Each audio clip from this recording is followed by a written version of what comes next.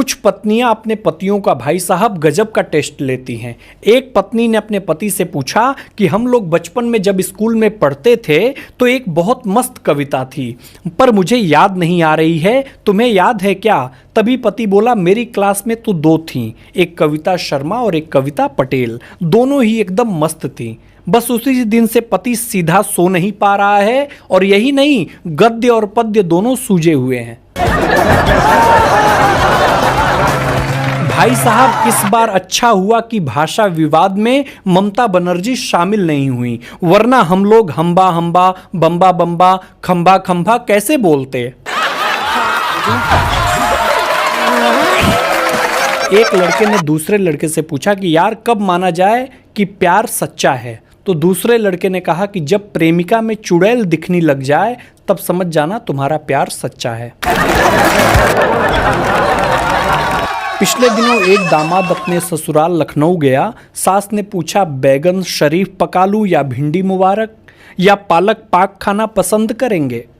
दामाद बोला, मैं बेरोजगार बेआबरू बंदा हूँ, इन मुकद्दस और अजीम सब्जियों के नाम भी लेने के काबिल कहाँ। आप ऐसा करें, कोई बगैरत आवारा सा मुर्गा पका लें।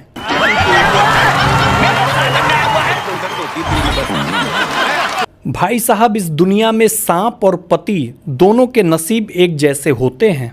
साल में एक बार इनकी पूजा होती है और बाकी के दिन सिर्फ लठ खाते हैं। भाई साहब, मैं आपको एक बात सच्ची बता दूं, 200 ग्राम खून तो तभी जल जाता है जब गाड़ी में बैठते समय कोई पूछ ले, इन्हीं कपड़ों में चलोगे क्या?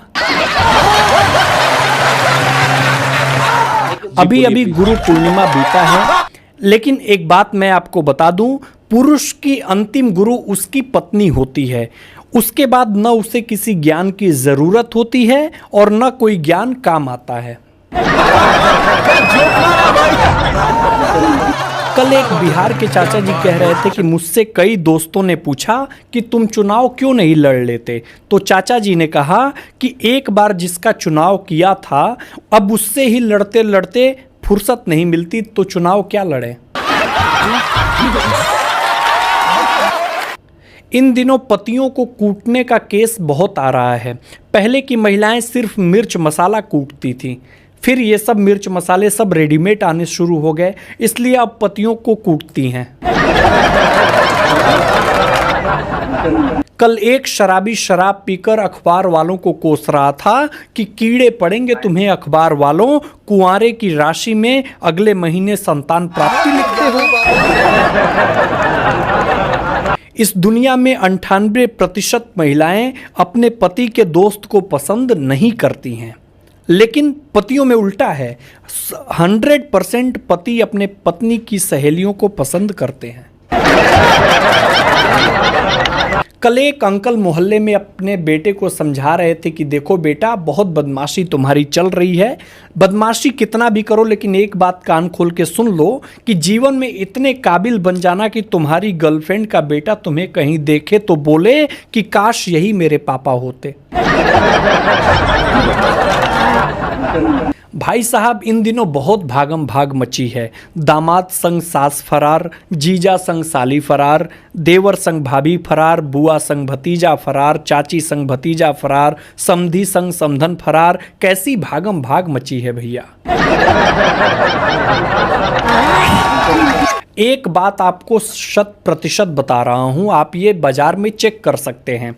बाजार में चलते हुए जोर से चिल्लाएं, ओए जोरू के गुलाम। आप देखिएगा 10 में से 8 बंदे मुड़कर देखेंगे, फिर भी औरतों को अपने अधिकार ना मिलने की शिकायत होती है।